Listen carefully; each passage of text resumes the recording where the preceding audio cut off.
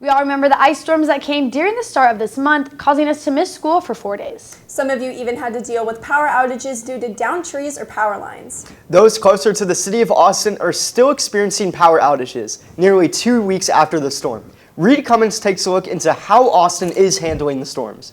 Thanks, Jack. Now let's dive into the reasoning behind many Austin residents are angry at the response to these power outages.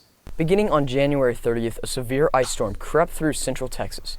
After raining overnight, the temperatures dropped below freezing and a layer of ice solidified over 1,600 roads across the state.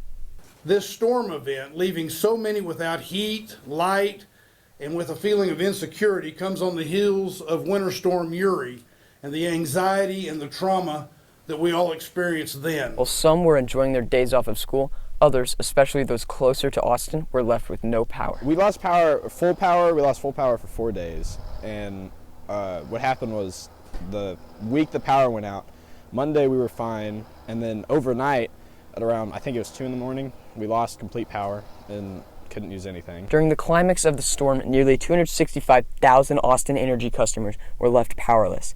Many people in Austin, like Braden, were left without power up until 3 to 4 days after the storms had ended. Luckily we have a truck, and it's a Ford Lightning, and you can power a tiny bit of your house with a Ford Lightning for a few days. Braden would have been left without power for 7 days if it wasn't for their family's Ford Lightning, which they used as a generator to power their RV. They didn't turn the power on full power for 7 more days. So we finally got full Wi-Fi back this Monday. A significant portion of Texas electrical equipment was not built to withstand this cold weather. Things like above-ground power lines are particularly susceptible to tree damage. Many of the remaining outages are due to very complex circumstances that take time to repair. We've had poles that snapped from the weight of ice or the force of a falling tree, and those projects can take an entire crew a full day to repair. That was Austin City Manager Spencer Cronk, who has fallen out of favor due to his poor and unprepared response to restoring power, along with his failure to alert customers that outages were predicted. Austin City Council is to vote on replacing him tomorrow on Wednesday.